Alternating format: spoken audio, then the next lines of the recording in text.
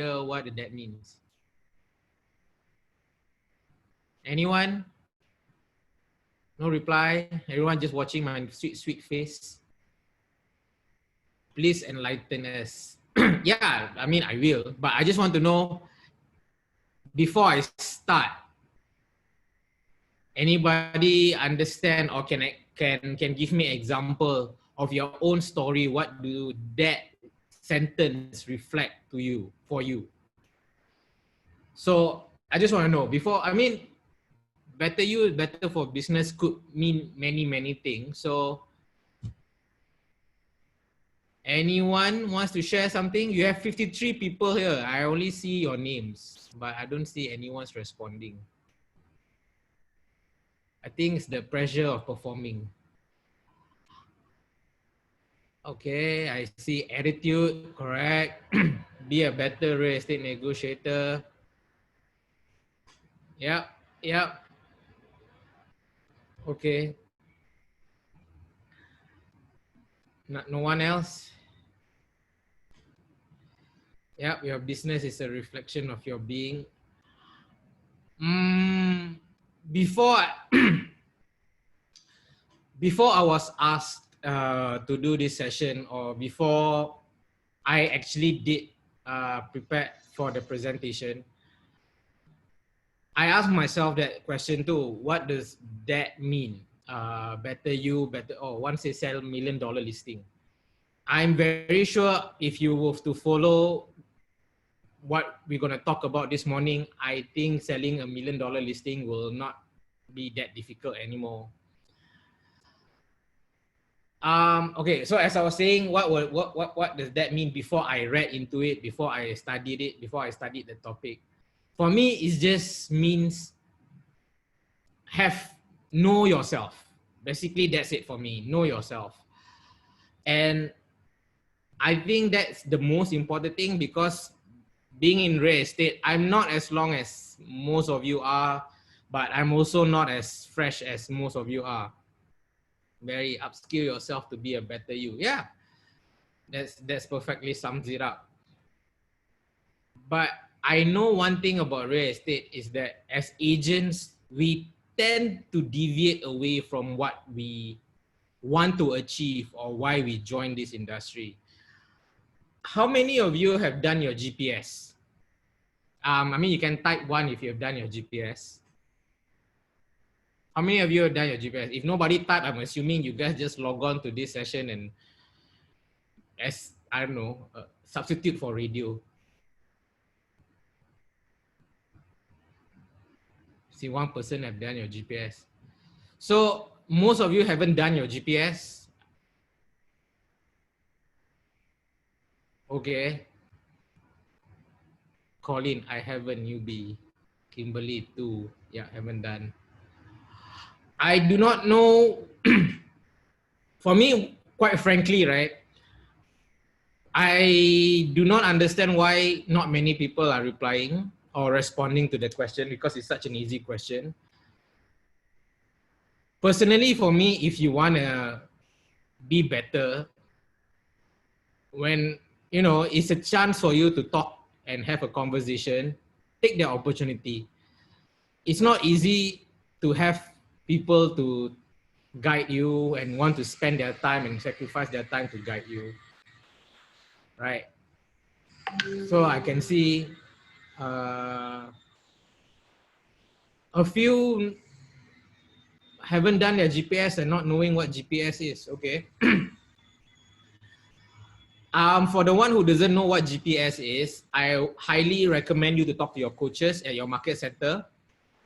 Talk to your MCA, because I'm sure there are GPS classes and GPS sessions are being run right now in your market center, and it's very important for you to understand what it is. I personally would say that it helped me my business much more before GPS. So I can say I'm a living proof that system works. So if you guys are stuck between closing 50,000 commission per year and not knowing how to get above 100 on 130,000, 200,000, I highly recommend for all of you to take the initiative to learn what GPS is.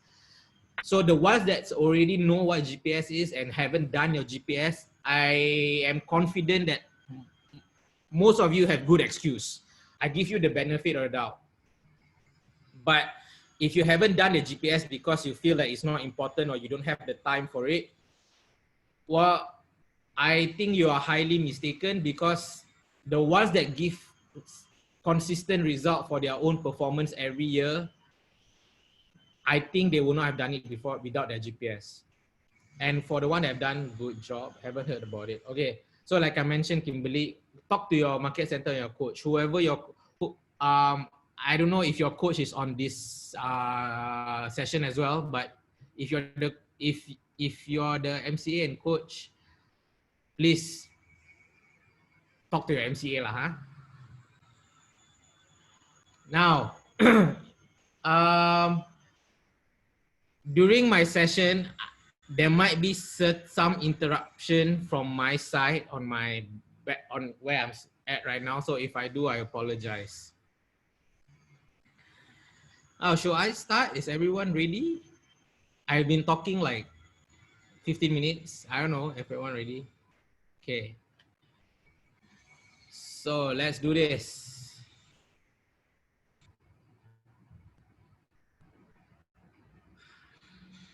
All right. So virtual support, help me if there's any question, yeah?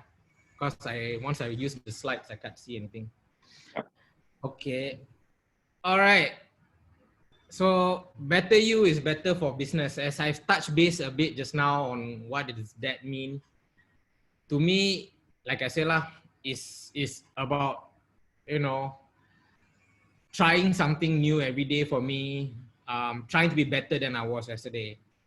So this session, as much as the thing about this session is what was difficult for me to do was most of the things are like moral studies in school, you know, like we all know what it is about. We all know what is important. It's the things that gives you value and gives you some sort of personality. But so for me, when I was trying to do this presentation, my challenge was, how can I get those information, move it to relevant situation like real estate, and also not bore you with the things that we already know about. Okay. Right.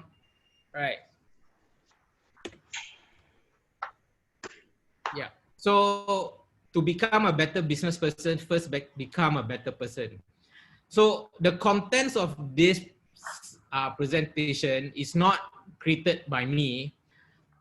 Of course, I have not much gravitas to tell you. So it's more of a combination of articles and studies and things that I was interested in sharing with all of you. Sorry, is there someone who got shocked there? I hear someone's voice for the first time this morning. Yeah. Okay, so yeah, to become a better business person, first is to become a better person. Vague as this sounds, but it's so true. My one rule of how to become a better person, when like for me, and I'm not saying I'm a good person, I'm not, I'm just saying that my one rule that I try to be is that, is it more important to me or is it more important to the other person or someone else? Because most of the time, if it's just good for me, the outcome means that I'm not a better person yet. A better person means that you put someone else's problems, priorities, needs ahead of yourself. Now, it's a bit altruistic. I'm not saying that we are all angels and prophets and all to be so altruistic, but in terms of being a business person, in terms of doing in real estate, my method of approaching my clients from the start has always been the same. And along the line, I will share you some stories of how these lessons reflect or mirrored my actions when I was negotiating or closing a deal. So if you have any questions, feel free to ask. I'm not shy. For the ones that knows me knows that I talk when people ask me questions, and people that knows me also, I don't like to talk a lot one. So this is a luxury, and this is your chance to have me give you some input. Continuous growth. Okay. So this is that there's a plateau. I think if I do not know how if all of you have read the One Thing and also the Millionaire Race, the MREA book, but in one of the chapters, and I can't recall right now, but in one of the chapters of the book, it mentioned that every agent have a ceiling, and this ceiling is you that certain things are required from you to break this ceiling. So is what I would say is a continuous growth, looking for ways to improve sales performance, market products better, and create more enjoyable buying experience. Yes, my experience is that when I was selling, when I first started real estate, and I was doing probably 700, 800.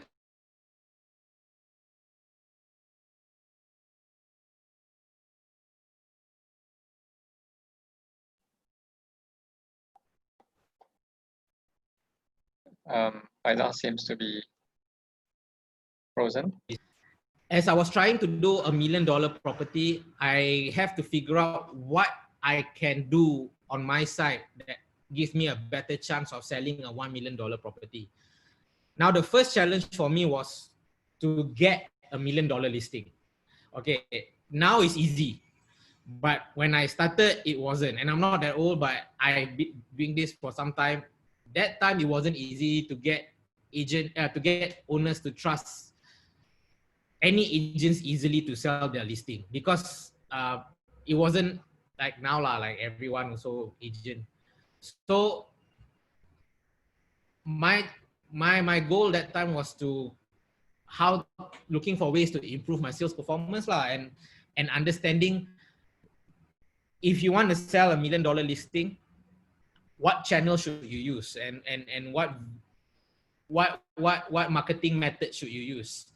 So that's why you have to learn as you grow, and then from 1 million to 3 million also, same situation happens with me, same process goes along with me, that I have to figure out what new techniques and methods that is required, because even if you can get $3, $4, $5 million listing, if you can't sell those listings, you will that eventually that listing of yours that will go away because someone else will sell it, and then it will be much more difficult for you to get more $3, $4, $5 million listing. So for me now, as where I stand, I already stopped doing anything above below 1 million already, because the same skill that I've gathered in selling 3-4 million properties, I cannot use it in selling anything lesser than $1 million. It's not arrogant, but it's just the fact that the skills required for you to do that different kind of property is very different. So understand that first, and just reflect yourself where you are right now, and that could help you. The key element to becoming a better business person is to become a better person first. In order to create a loyal customer, you need to be the kind of person that you would want to buy from. Put yourself in your customer's shoes. Would you buy from you? If you can't say yes, then you need to reevaluate the type of business person you are. Exactly my point. Yeah, as I was saying just now, I have to reflect what I was doing wrong. How can I get better, and how can I serve $1 million clients more confidently, because they need to have the confidence that I can take care of their property. It comes to a point that if they trust you so much, like most of my properties, my clients give me the keys really for bungalows. So, but baby steps. So it's incremental. You have to start from somewhere. And the most how to say, the easiest, cheapest, effective, fastest way to start off is yourself. I give an example. Um, when I first joined, I was a young chiku. It was so difficult for me to get this property for 2 million, 3 million. But eventually I get it. It's a long story, but you just have to work harder to prove yourself. And once you've reached that level, it becomes much easier to maintain those clients. Because like a few days ago, a client of mine called, there's an agent want to sell his house, but he told me he only want to use me because I know the area very well. So you know what I mean? I hope you do. All right, moving on.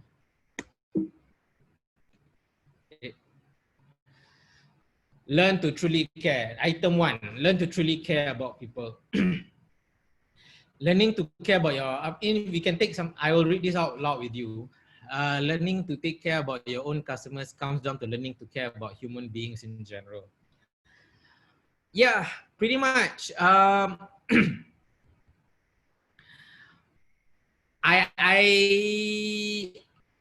people who knows, the ones I talk to, the ones who knows me and the one I talk to, I keep on saying this, and most of you, and it's very hard for people to believe me, but this is what I generally say. The money, I don't really care so much. I know it's easy for me to say, and is for some of you are very skeptical. You just say it. But I never, like I never discuss my commission with my clients in the beginning. You know, like when you take a listing or you meet clients will always ask, so what's your commission? I will actually tell them, it doesn't matter. Let me sell your property first, because if you're happy with my work, then we can discuss how much you want to pay me. So for me, that's always been the way I approach things from the start of me joining real estate. I never joined real estate because of the money, to be very honest with all of you, because before I joined real estate, I was on a very good job. I was in a corporate line and I was paid really well I was a manager at the age of 22. So I was paid really well. So not really well, like, now it's better obviously, but I joined real estate because I wanted to feel how I miss serving people.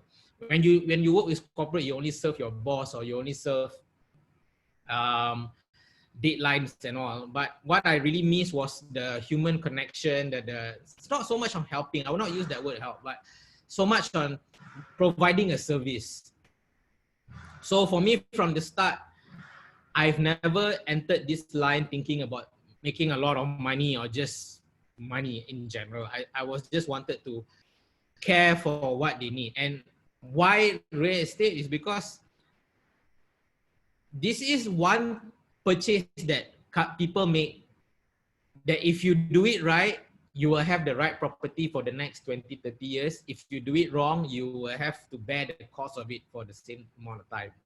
So as an agent, it's really important for you to not be that opportunistic and understand that if your customer were to buy a wrong house because of your wrong recommendations, they will feel the grunt out of it. Like it's difficult for them to fix the error. It's not like buying a car or buying a shoe.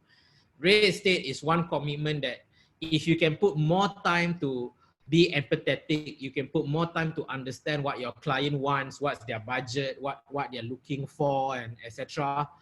It will go a long way, and I will explain later on in this presentation how that can actually multiply significantly for your business. Okay. Truly care about people. So it mentioned here, to become a better person is by being kind to people. In real estate, what we all learn and what I've learned, and as more expensive your listings become, the more colorful type of people you'll meet. Let's put it that way. You'll meet people with higher demands, much more demanding, much higher expectations, and sometimes much more colorful. Let's just leave it to that. So as tempting as it is for me to fight back or to burst with anger, is that thing that, but you just have to remember, as a real estate agent, your job is to serve. So being kind to them regardless of the situation is painful and difficult and challenging, but it helps. Sorry, I don't know whether you guys can listen to a drilling sound. Is it loud? Because it's loud for me. We can hear it, but it's not. I don't think it bothers much. Oh, okay. Does anyone have any questions at the meantime? Anyone have anything to share?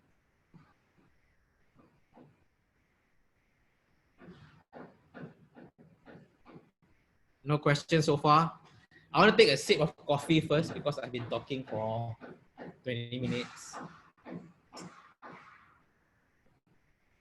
Nobody got any questions? Are you guys really all truly enjoying listening to me? Like all of you? Wow. You see, I'm so self-conscious, right? I honestly thought nobody would enjoy or wants to hear anything out of me. So I'm scared, like I'm so prasan. We have a question from Susan. She asks, for fees, co-agent want us to confirm the fee. How you manage? Oh, I said, just collect 3% and let me do my best. I mean, if they collect the commission from their buyer, so I said, just collect 3% from your buyer and then I'll do my best. If I was the listing agent. So that's how I do it. It's very hard to ask. So in where I'm from, my market center, this is one part I hate, blowing my own trumpet. I collect 3%. That's one thing I'm really proud of, collecting the 3%.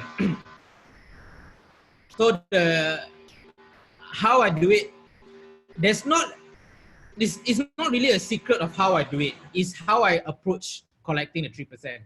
I always feel very heavy-hearted asking full commission if I know I didn't do a good job or I didn't do a job good enough. So that's all I do. How about the co-agency letter office has to prepare? Talk to your market center how to approach this, or talk to me privately. I do not know. I scared I'm teaching ajaran sesat later. But it actually can be done. It's nothing illegal. It's just that you can just write the 3% in your co-agency later lah. But whether or not the seller pay or not, that's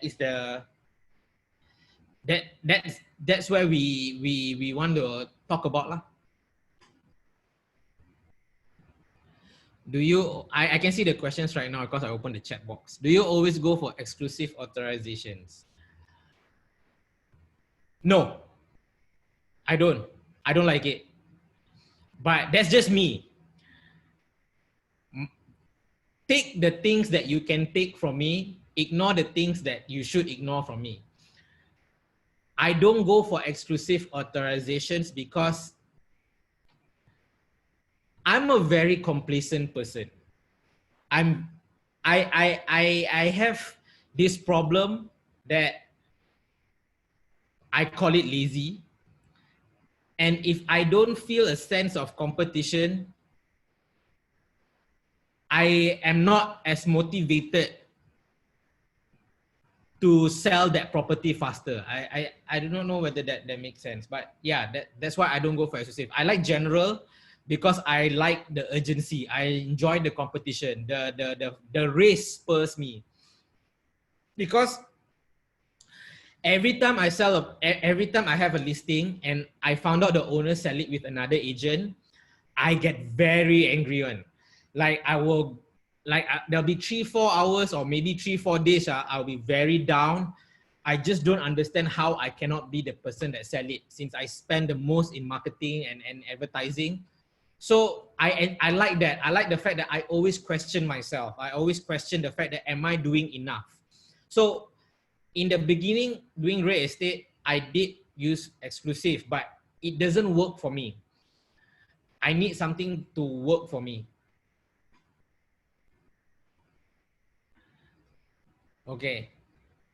All right. So I hope this answers some of your question. Building a connection with your customers. Yeah, you should. My customers invite me. I sold one land once in Hulu Langat, 4 acres, with lake, and also the customer of mine, he redo the lake, built like beautiful waterfall and etc.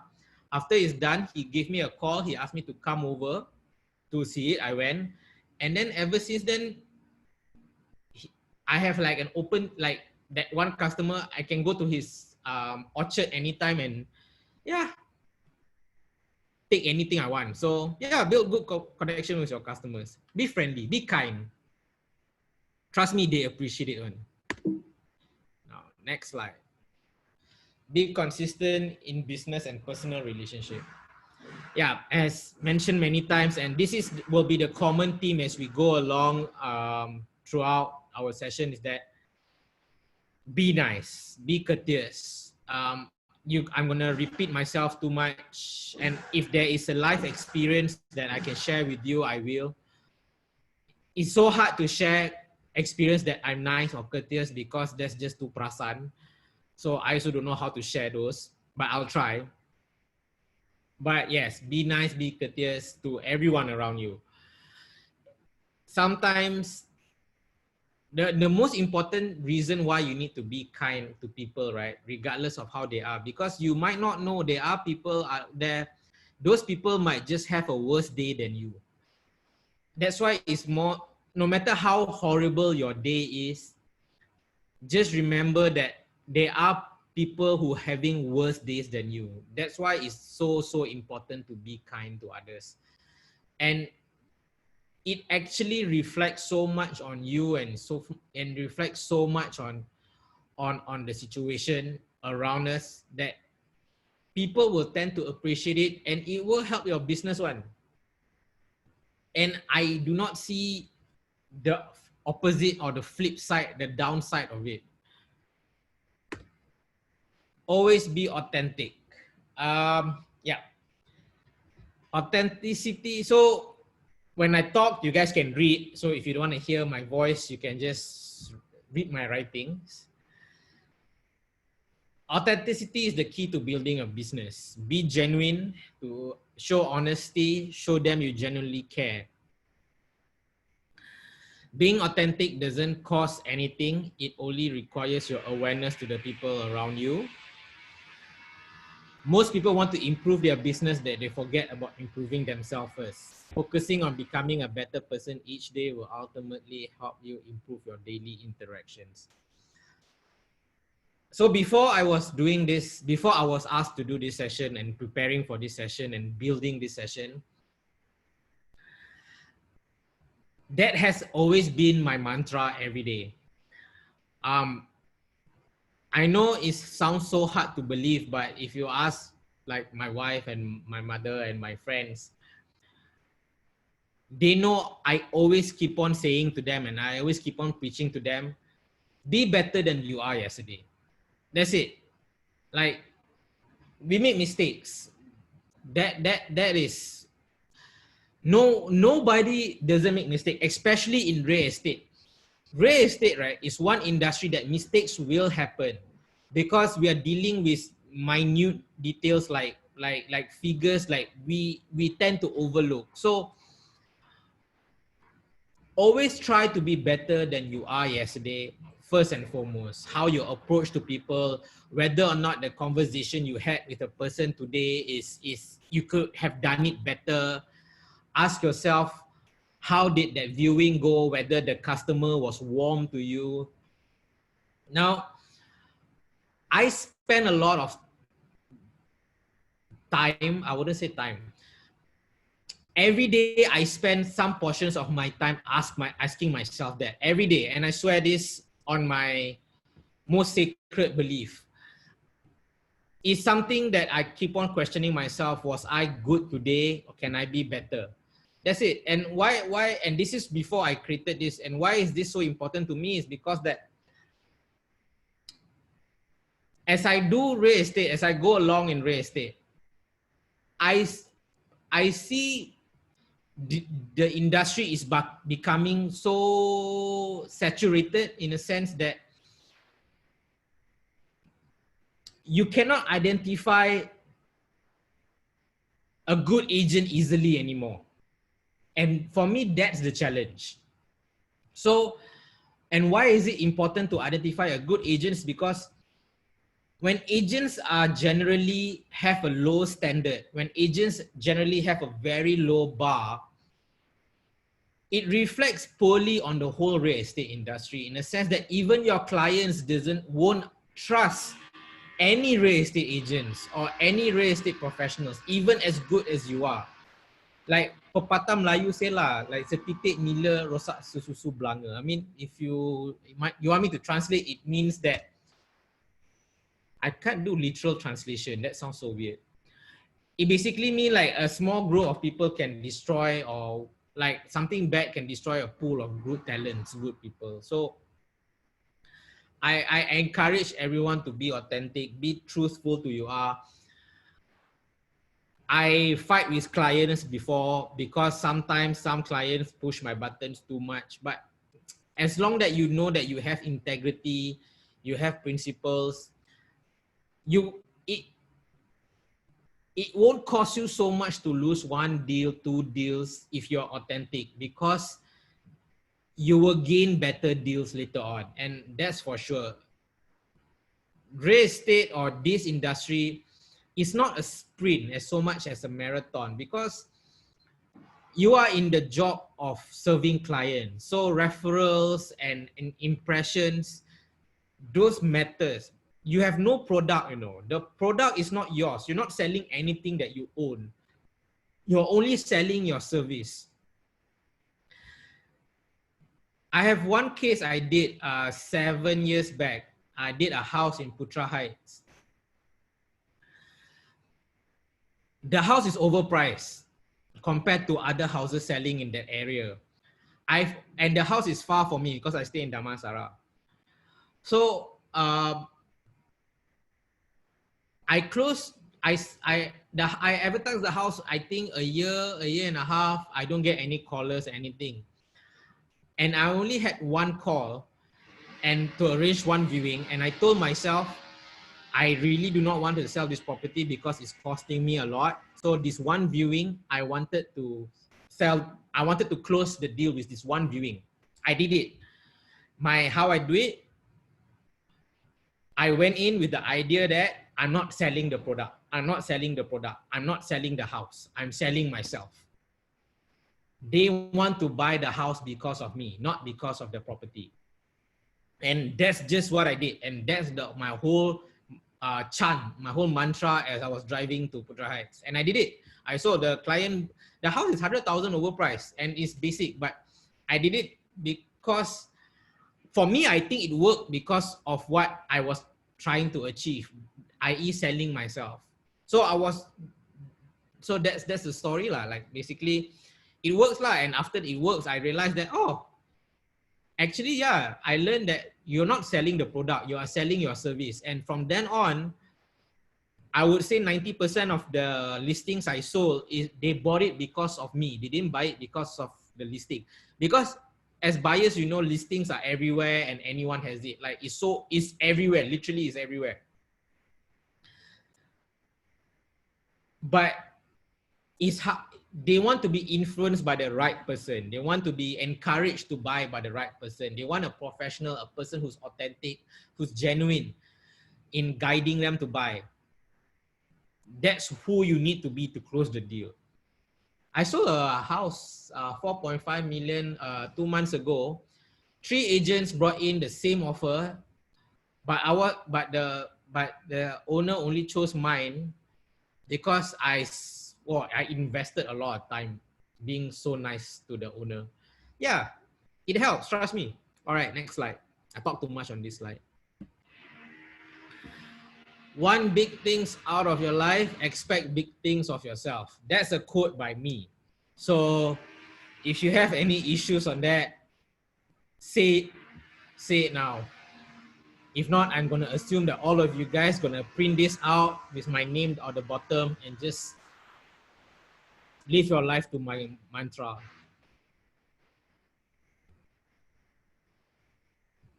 If you really want to build a career you can be proud of, you need to raise the bar. Not just a little, but a lot. As I mentioned just now, wait, hold on, I'm trying to find my cursor. Yeah, so as I mentioned just now, I don't know whether this drilling is disturbing for most of you. It's quite disturbing for me. I think somebody just moved in. Anyway, as I mentioned just now, you need to raise the bar on everything around you. You need to raise your standards. You need to raise your expectations. You just need to raise it all. If your goal previously was to do 5 deals a year, your goal should be doing 10 deals a year. If your goal is making 50,000 a year, your goal should be doing 150,000 a year. Why is this important for you to increase the standard? That's the only way you know whether you're gonna. That's the only way you know you're gonna live to your full potential. In life, if like everyone, like all of us, we always face constant distractions. I understand, and it makes us very hard to challenge ourselves and raising the standards that is required. But if you do not want to come out from your comfort zone and raise that standards and raising the bar, then you'll be nothing but just an ordinary performer. You know what I mean? Like if that's what you want, that's fine. But if you can raise your standards, you know, like they say, aim for the stars. If you fall, if you fail, you land on the moon. I guess that's what I was trying to say. If you aim 150,000 and you fail and you make 100,000, 80,000, it's still higher than the initial 50,000 that you thought you want to make in mind. I guess that's one way you can look at it. Is what we all want. We all want to do great work. We want to be proud of what our accomplishment, and we all want to lead a purposeful life, reap the rewards of our efforts, and be financially secure and independent. If you want big things out of life, you have to set your sights high, set big goals, and keep it simple. There are actually only 5 steps considered. So this is just one of the articles I took from The Economist. So you can screenshot this, take a picture of this if you want to. If you already know the techniques and the steps to it, good for you. I wish you nothing but the best. Yeah.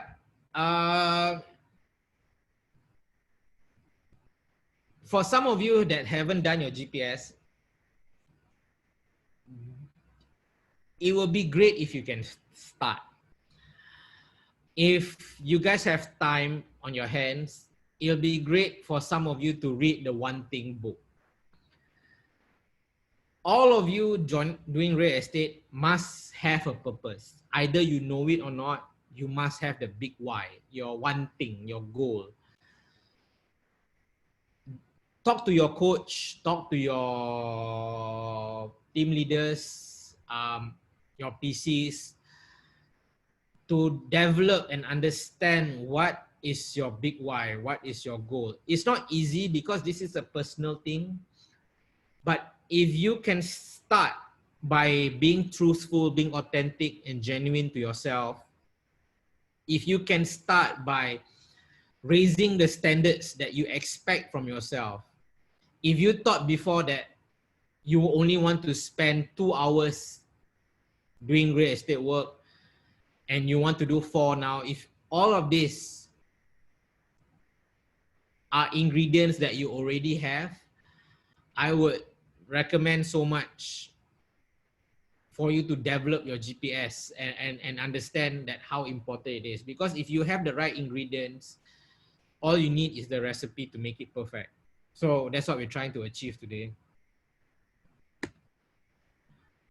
Ways to become a successful entrepreneur. Anyone have any questions in the meantime while I sip my coffee, or anyone have anything to share?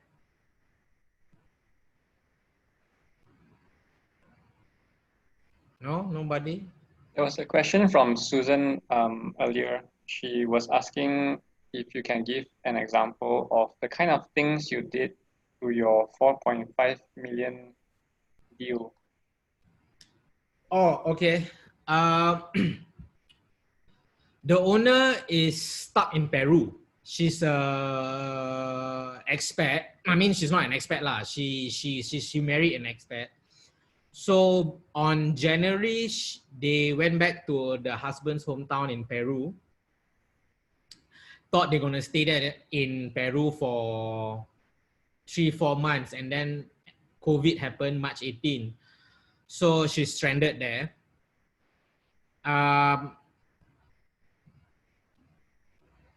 And then I have a buyer who already wanted to make the booking in March, but had to wait until May or June, May to finally pay it off. But she's already stuck in Peru. So during MCO,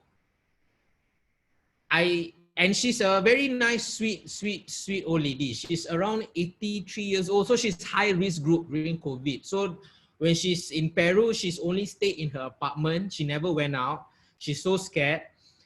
And also the situation over there is not good. It's really bad. The situation in South America in handling COVID is horrible. I had to read a lot on Peruvian news. I know a lot about Peru now. So I spent a lot of time during MCO at night because they are 13 hours behind, which means that it is 12 noon for us is 11 midnight, 11 at night for them. And then, so I spend a lot of time like in 1 a.m., 2 a.m., which is their afternoon, calling her, asking her how she is. I just had a long chat with her, like nothing real estate related, nothing significant. I just asking her how she was because I knew that I was going to close. I mean, I was being opportunistic in a sense that I knew I was going to close the deal. I know the buyer's going to give me a check. I just didn't know when. So I had to start warming up to the seller. I have to start letting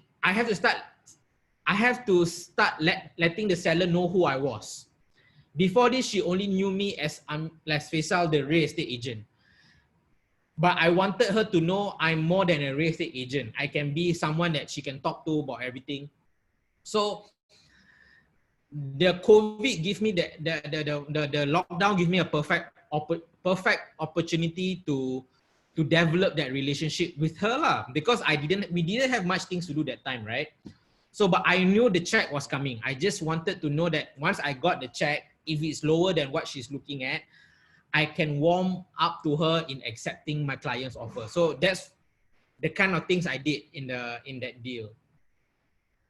And I mean, yeah, and so another thing was also that because she was far away and she doesn't trust anyone, she only trusts a lawyer. And the lawyer didn't want to do most of the work because the lawyer wanted to focus more on lawyer stuff because he's busy with other things too.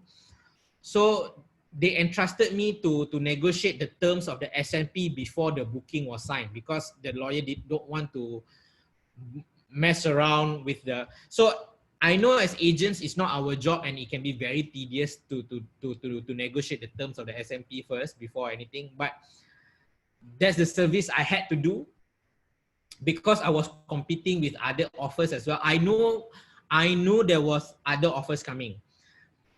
I knew that much. So I just had to stay above everyone else. Basically, I had to have all the information. I have to have all the control that I needed. If I'm going to have any sway, any influence in the matter, I need to be on the dot on the matter.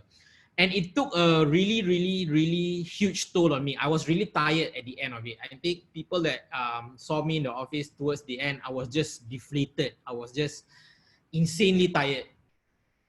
But it's worthwhile lah, to did that deal. It was so satisfying to close that deal because that was one of the houses that can be considered the toughest to sell in Kota Damansara, and yeah, I did it. Yay for me. Anything else?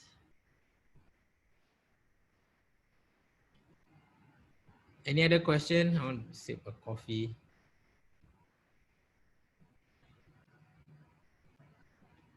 Right.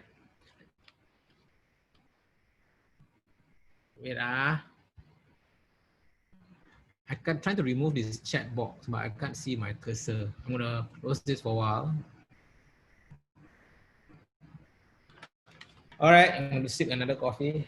Sure, no, nothing else to share.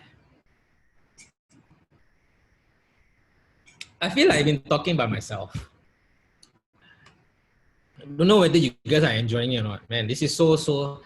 I'll tell you guys how this feels like. It feels like I'm doing like a live. I don't know what they call it, live cast, right? Like a live cast.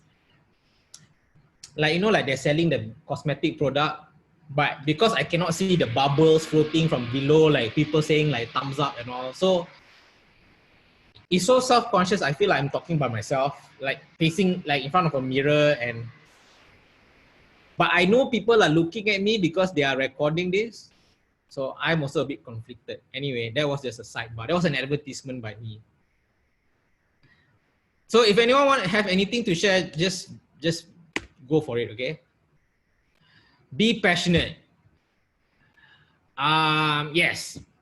So as you can see in the picture, what people think success look like, what success looks like. Exactly. The 4.5 million deal, the one I closed a month ago. You see that scribble getting from the line. That scribble was my brain. My brain was so mushed up by that because, oh man, outside looking in, when I've like in the beginning of my career, outside looking in, when I see people closing $2 million, $3 million deals, I get very jealous, and I think jealous is fine. Being envious is fine. But I get very, I think the Malay word is called dengki. And I always say this to my friends. There's no substitute for dengki in English because the word dengki is so powerful compared to jealousy, you know. Why I felt that way? Because I thought people that close $2-3 million deals, right, are either fortunate or lucky or the world works in their favor. I can honestly tell you it's not. And I know some of you might not believe me, but when I first started real estate, my first deal was only 90,000. That was my first deal, 90,000. My commission was and that time was 60-40. I had only 40%. My commission was, I can't remember lah, max. I'm not good at it. I think it was 700 ringgit like that. So I had to go up a ladder and a ladder and a ladder. And when I see people, like I mentioned, closing 2-3 million, right, I get very upset in a sense that I thought like, yeah, they can lah. I mean, you know, and I always curse I always curse the world, thinking, why am I not that lucky? Why am I not that fortunate? Why fortune only favors these people and not favor me? Well, then a time of self-reflection happened when the market crashes. Then it was a time of self-reflection for me lah, and I just started to reflect that no, the world doesn't owe me anything. Nobody owes me anything. There's nothing in this world I'm entitled for. Nothing. I'm not entitled for that listing, selling that property, that buyer. Nothing. They can write me a contract also and say I will appoint you as my agent. I don't expect them to honor that contract. The reason because human being humans, and you have to continuously work to impress people.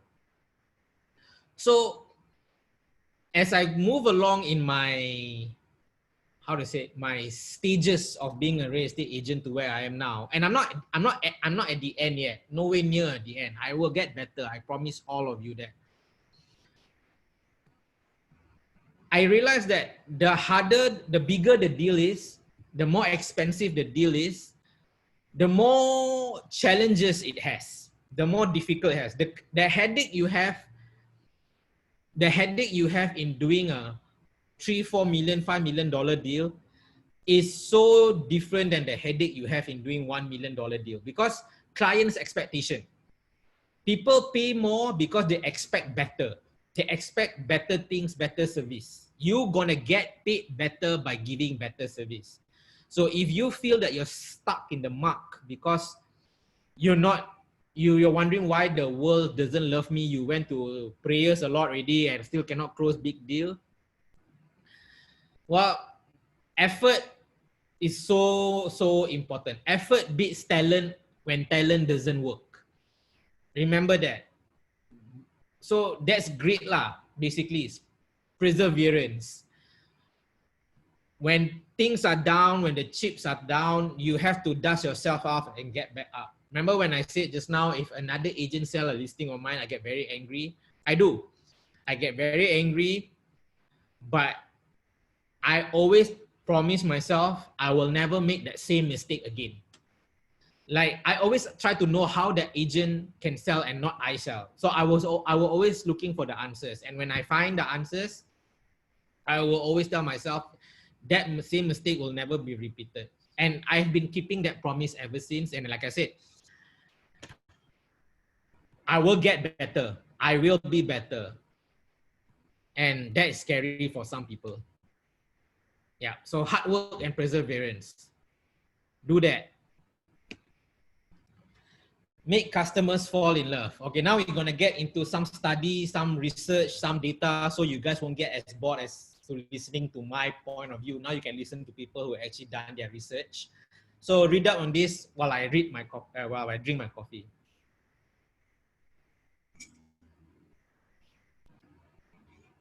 Oh.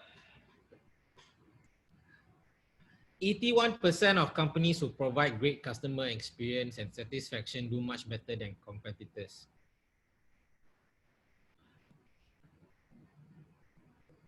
The thing is, right, I was conflicted whether or not to share this with you. Because this is such a doi, you know, like so obviously, right? Obviously, right? But then I had to do it because what I realized is, even though we all know this, most of us, including myself, still fails to understand that great customer experiences are the single most foremost important thing in our job. We all have to remember, we are all servicing, we are a service professional. We service clients, we offer service, we provide service, we offer intelligence, knowledge, consultancy, advisory. We offer everything that we offer is intangible. There's no product from us, there's no item, nothing you can physically touch, see, smell.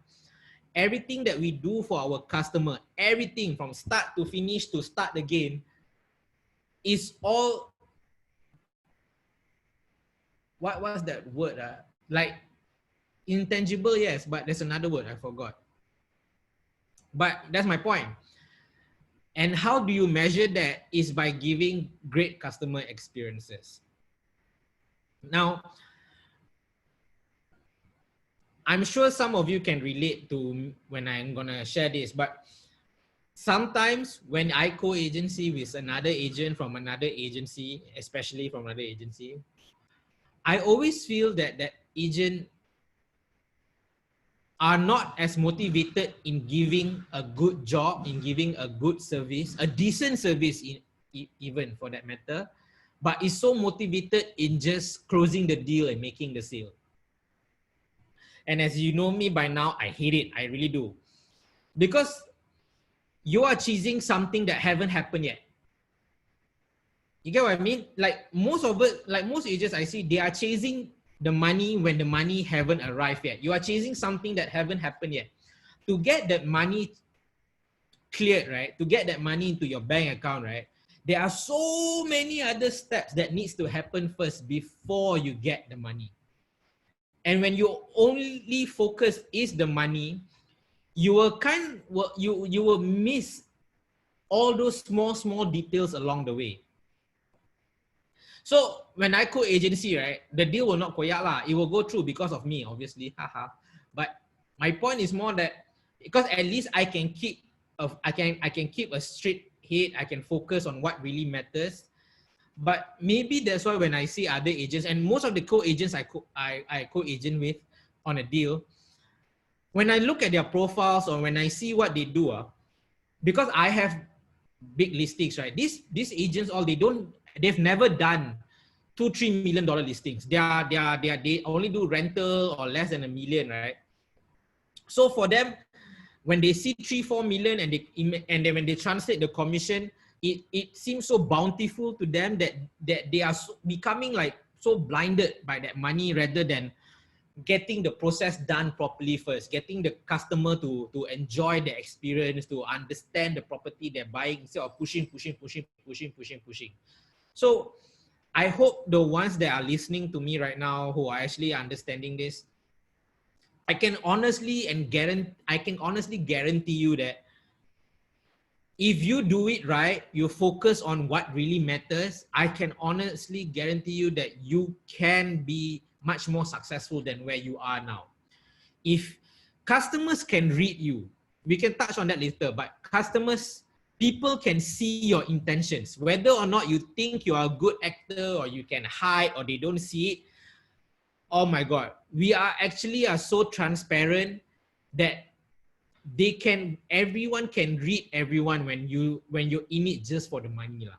The smell is so obvious.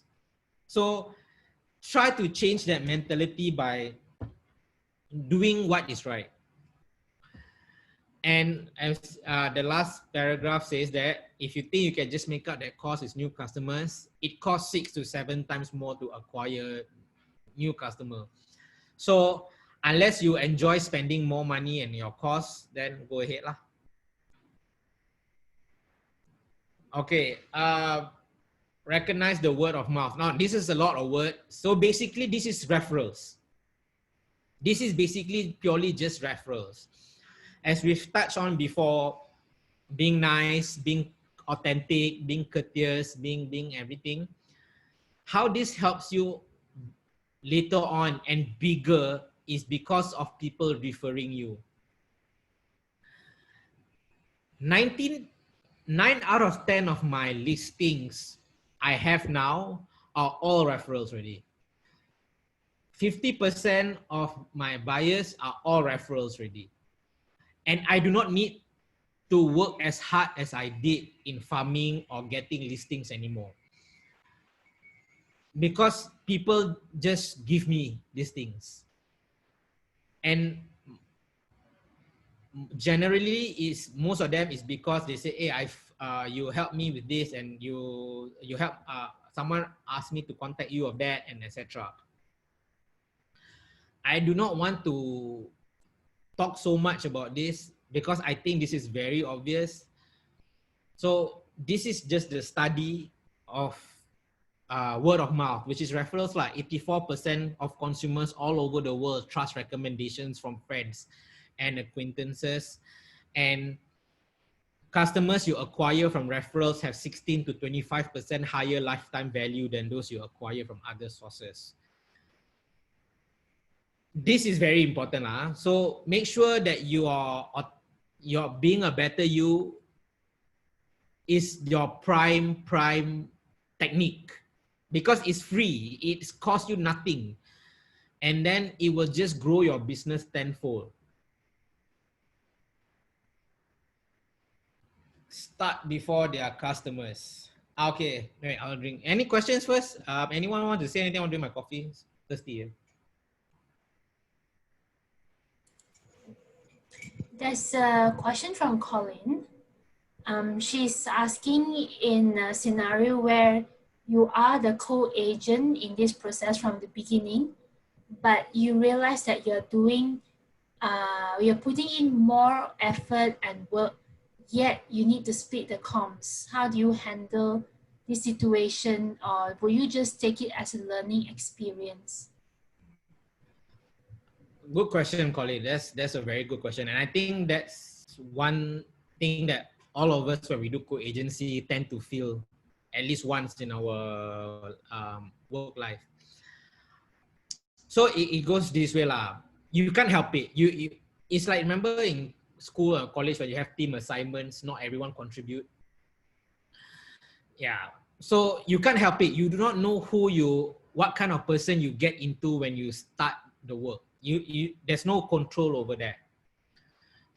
But you do know that when you entered to this co-agency relationship, that it's 50-50.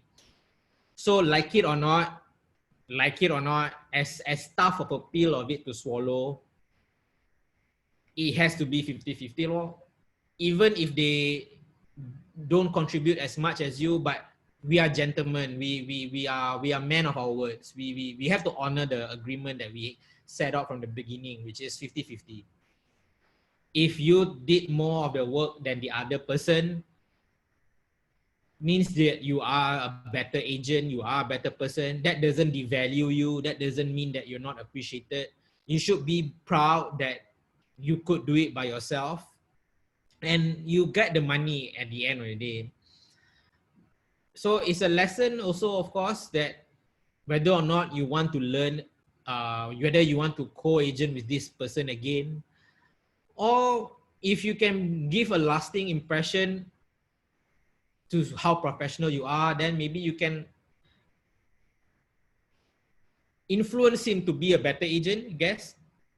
Make him join KW, make him understand and learn our culture, make him under your growth share tree. Yeah, those things. But yeah, you can't help it. Humans are like that. You have to just do what you need to do. And if you feel that it's too much, it's too tough, you want to abort the deal because you can't do it, because the other agent is so hopeless, then do it. Nobody should judge you because you are working based on your comfort level. But my recommendation is go above your comfort level. Any other question? Let me see.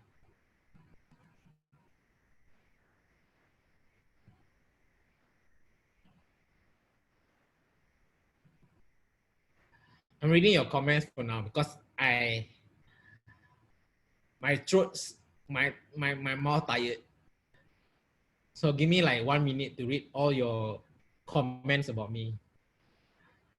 It boosts my ego. So if you just want to type anything, you can type. The bosses are not here, you know. Like literally there's no bosses. Is there any bosses here? Oh, got Edmund Chua from MC3. Got Ganesh. Got a few lah. Lol.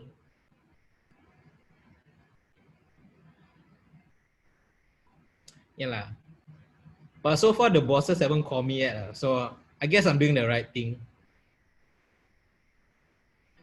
Yeah, so feel free to ask. Nobody's going to correct you or make you feel embarrassed. Trust me, I'm here. There's nobody who feels more embarrassed than I am. Sukumari said, boleh tak dapatkan Encik Farizul number? I'm new in property line. I do not know who's Encik Farizul, but I think if you mean me, then can lah. I'll give you the number later. Or you can check with your market center. I give you my number now, I scared. Oh, lol. Where's the Z came from?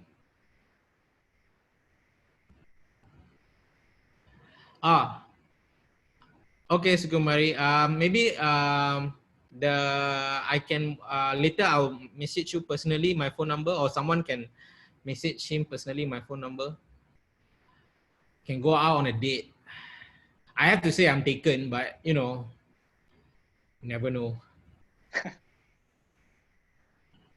All right, we move on. Okay, wait, just now, this is basically, this is start before the customers. This is customer journey. So I think we all know there is prior purchase, post-purchase, post-sales, prior sales, sales, and all these kind of things. Yeah. So this is one thing that KW and I think team leaders and platform owners are really, really great at. People like John Quack, Timothy, all these Abang Ikwan, all these great platforms, right? They are really, really good at this. I mean, I do not know whether they have the system in place or whether they are just good at it. But this is what they do well. They know what kind of customers they want in buying their product. They know what kind of profiles, they know who are their ideal customers are. It's very, because they understand that there are costs in attracting customers. There are costs in creating awareness. There are costs in getting customers to be interested in your property. Even I know that, but I do not want to talk about myself. So let's talk about their platform. Which means that they understand that targeted marketing is so significant. They understand that knowing the customer profile, the ideal customers are very important in for them to sell their product. And how they qualify their leads and design their own customers experience. So what I see from work chat and workplace and etc. is that they understand this so well that if you guys are not sure, I do not want to touch a lot on this. You can contact me that personally. I can coach you on this, or you can just see how they do it lah. Because they're being very transparent about it. They open about it, like how they do their videos, how they design their lead generation and etc. We have classes for this and all. So today's session is basically more on the third quality, which is designing your customer's experience.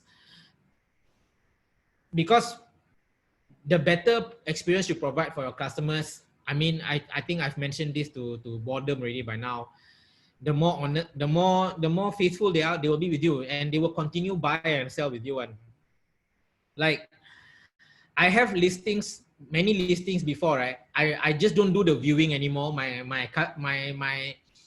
The seller, the vendor was the one who does the viewing for me, because sometimes I'm too busy, but the vendor said, okay lah, never mind, timing tak kena and all that kind of stuff. The vendor did it for me lah, but of course I will rush there as soon as I can lah. Maybe the vendor will open. So that's the kind of relationship I really enjoy. I play like, I do things. I go for charity events. My vendor organize. If a customer of mine organize charity event, because 5 million, all this all like atas people a bit, right? So they have all these like events and all, right? Last time so I try to show up. The charity events are the worst part lah, because they ask you to give money, so have to. So yeah, you go in. So these kind of things, birthday parties, their kids' birthdays, I drop them a present during MCO, during Raya lockdown also. I still deliver hamper through the roadblocks and etc. So for me, I know that I have to do all that thing, because any day, every day, there's always some agent, someone new, someone better, someone younger, someone stronger, someone smarter who will beat me one. The question is whether or not I can stay ahead of the game. The common thing people say, going to the top is easy, staying at the top is hard, is so true. Manage customers' expectation. Trust. Yeah, so this pyramid shows you that the journey of a customer's trust to you. Awareness is easy. That's your advertisement. Then it comes to understanding who you are, what you do, how good you are, how long have you been. Belief is like your quality lah, whether they can believe you can do it or not. And then action, that's the giving you the listing, the 3%, the exclusive, collecting the check, accepting the offer, all those things. So far too many negative experience with customers actually boil down to unmet expectations. Manage expectations from the beginning. I say this many times, even in my Ignite sessions, even in before all this, I always tell people, rookies especially, manage your customers' expectations. This is so important. If a property costing 1 million, your client wants to sell at 1.5, tell them the property costs 1 million. There's nothing to lose there. If it costs, and if the client marah you, say no, it's 1.5, you stupid, you do not know. Trust me, nobody can sell that property for 1.5 million. Customers are smart now, buyers are smart. Nobody's gonna overpay. Before they're gonna give the check, right? They're gonna get their banker to do valuation now. So manage your customers' expectation. If the house is in bad condition, tell them. Do it nicely, but tell them. Tell them you know that your house requires a bit of work. There's a lot of things that's decaying, that's falling apart. If there's a term that your buyer or your seller expressly say to you, but you're too scared to say it now. Get it clear before things get messy. I always learn from my experience in the sense that better get the bad things out of the way early, because then you know whether or not this deal can happen or not. Ask a lot of questions and listen to them. Second step, be thorough and honest. Think full disclosure. As I say, think full, like as I have a case, right? With another agent. So the agent so scared to tell his customer to abort the deal because he didn't mention a fine print that my vendor mentioned during the negotiation and signed. And I mentioned to the co-agent, but the co-agent didn't mention it to his client because I don't know why, either he thinks it's not important or he's scared or what, but whatever it is, I am not here to judge. He has his reason. Maybe he did, I'm not sure.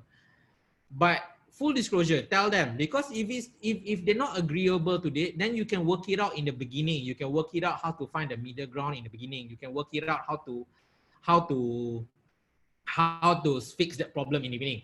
It's much more easier to fix a problem before it begins rather than fixing a problem when it's already in your face. Because I don't know about you, but when you deal $3, $4, $5 million property with commission 100 over 1,000, right? There's a lot of money for people to get angry about. And there's a lot of money for people to just be upset if they smell a tiny bit that you're pulling it smells like a con or ruse or deception, right? Oh, trust me, man, the kind of headache you have to go through to fix it is not worth it lah. Under promise and over deliver. Yep, that's so true. I have my work experience last time. I have a boss last time. So one of our client was Triumph. I got this client named Triumph. It's ladies' underwear, not a motorcycle. I don't know how. Trump, I can't remember. So the client asking for a lot of things from me, a lot of things. And then I went back to my boss. My boss is a Dutch guy, Mat Saleh lah. So he asked me, I asked him, I said, we can't do all these things. There's too much stuff to do. I don't have the time and all, and I'm dealing with other clients. Then my boss only tells me this: never say no to your clients. Always say you can do it and just charge them higher. So I live by that rule when the client asks me to do things that is not my job, I just do it. I never say no and just charge them higher. Oh, if you want to know how, just 3%. That's one example. Communicate well and often with client or customer. Often the situation goes bad only because the customer doesn't know what's going on through. Remember, they can't see behind the curtain. They don't understand what goes on into delivering the product and service, and they get more nervous as they stick by with no word from you. Yeah, so all those constant communication is so key. We know we can do the work. We know that we are good at what we do. We know that we are always monitoring the situation, but clients don't know that. And silence scares people. Like imagine if you ask your client, right, can do viewing tomorrow at 5 p.m. The fella read your message but never reply. You will go crazy also, right? So it's the same. Be in their position.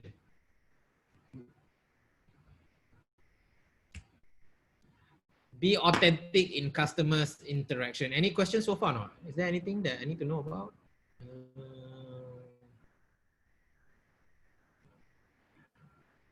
At the moment. Okay, nothing, right? Okay, I'm towards the end of my presentation. I got like, I think, I don't know, 5 more slides. Be authentic. Yeah. I think as I mentioned just now, customers are pretty sharp these days. They've been around the block a few times and they're naturally skeptical. They are more sensitive to pretense, meaning that they can see your intentions clearly. So no matter how smart you think you are, no matter how deceitful you think you can be, trust me lah, it's clear as daylight. Humans now are so transparent, right? And especially when you're dealing with big chunks of money, and these people have been around the blocks multiple times. They have seen people, they have seen more people than you. They've experienced the world more than you. So try to be authentic. How do you inspire? Be authentic. It's crucial improving. So the last sentence is quite cool. It says, if you want to stand out in a crowded marketplace of ideas, you have to bring something unique to the table. And in sales, as in life, the one thing you have that literally no other person on the planet has is your authentic self. So the graphic on the right is basically the most important elements of ideal customers: fast response to inquiries or complaints, which I don't, how I relate to this is very easy in the sense that sometimes being authentic requires you to be fast. Like if you take time in replying because you're figuring out how to get out of the situation or lie and etc. So when you be fast, it has the appearance of you being authentic lah. So basically that's it lah.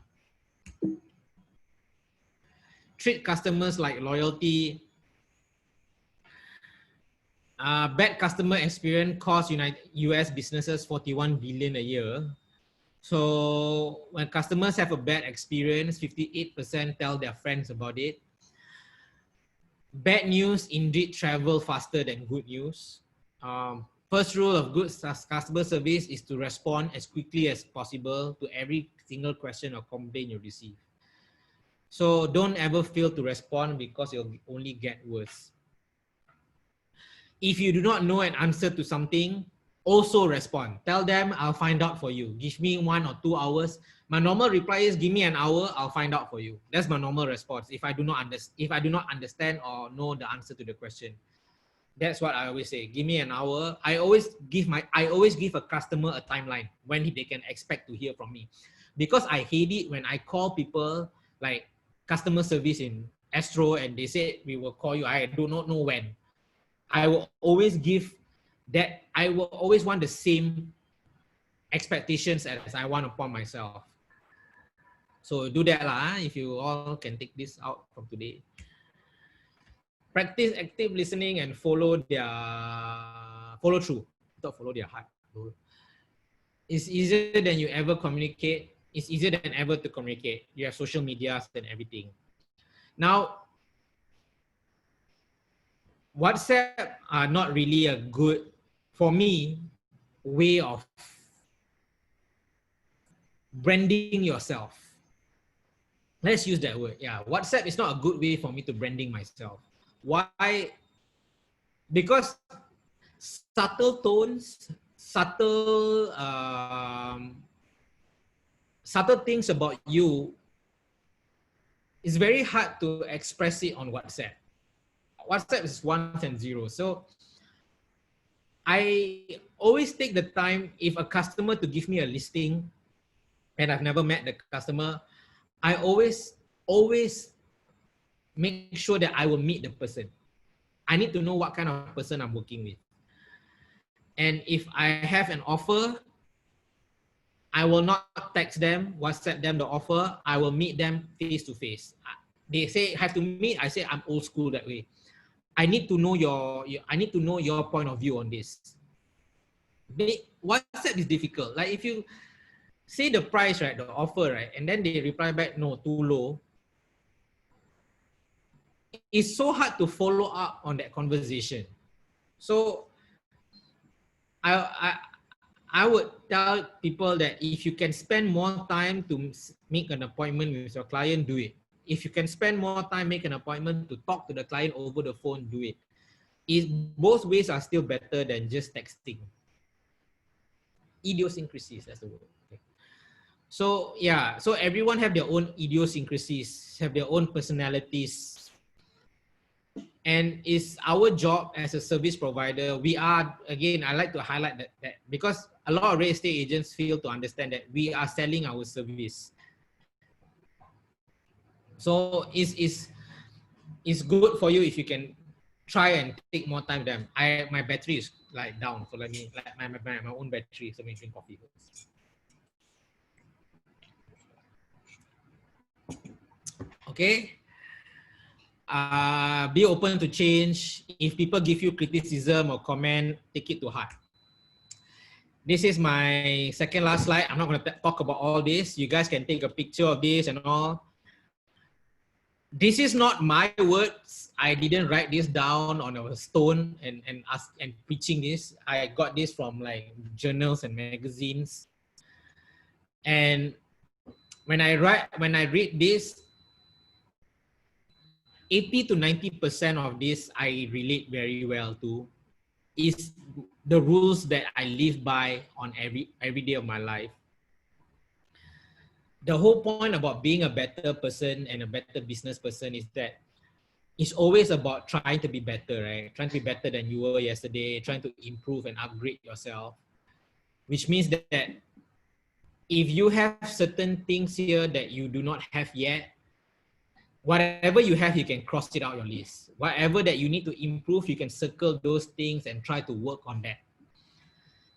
Until you have all 50 become your repertoire, your daily routine becomes automated to you, I would say you're not there yet. If you do not know what's the, if you do not know what's the, yeah, my cat sometimes. If you do not know what are you missing out on, if you do not know what is lacking in your business, maybe for a start, you do it. You do this first. Of course, the rest all we know, and the advertising, marketing, selling, price, everything we learn in Ignite. These things are soft skills that help you in sales, in closing deals.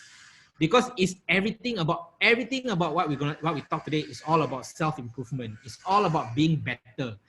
And if you know that you need to be better, it's not that you want to be better. You need to be better. If you know that you need to be better, you can start by listening to this or reading this up. Because if you do not know where to start, this is the best place to start.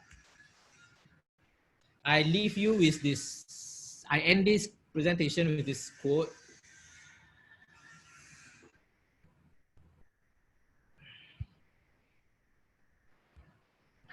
All right. Anyone have any questions, comments?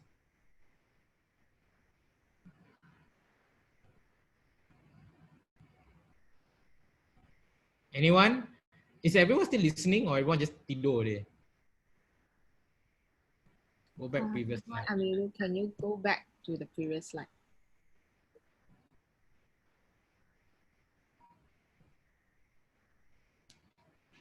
This one, right?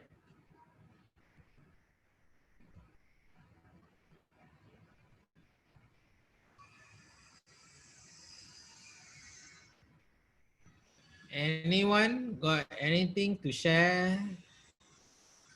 No? Nobody? Everyone loved my presentation, my session? Everyone? Yeah, you want to take a pic of my last slide? Sure.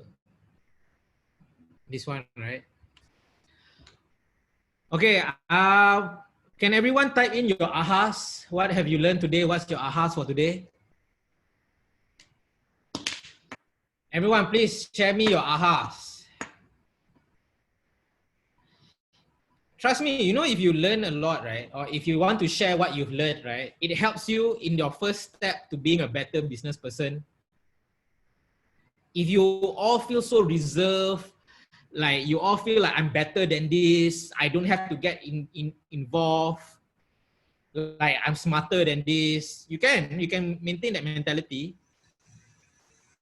but that's not how you want to start being a better person and a better business person lah. So one way to start is to be involved. Great, we got a lot of ahas. Let me read some of them.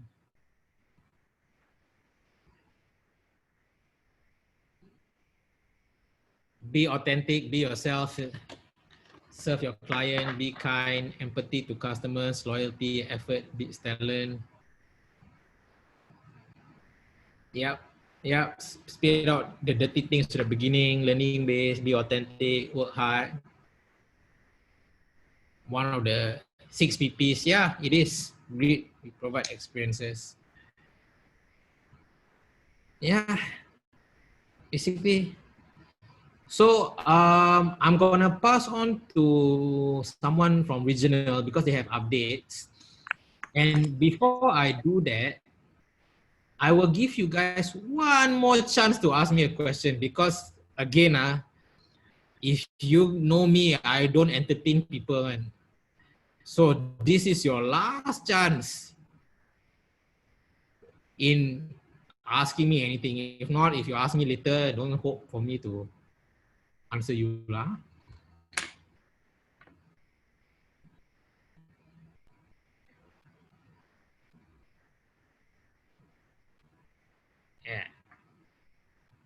Yeah, so my boss said, you managed to get full fees because you know your value, no compromise. True, I don't. Free for Yamcha, sure. All right, I'll pass to regional. Regional, you can take over. Thank you, everyone. Have a good day, weekend ahead, whatever. Public holiday.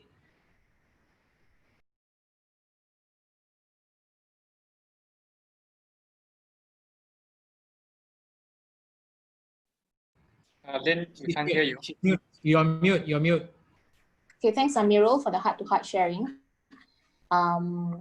Yes, so I felt it was very good sharing. It was really from his heart. It was his experiences as a, so, okay.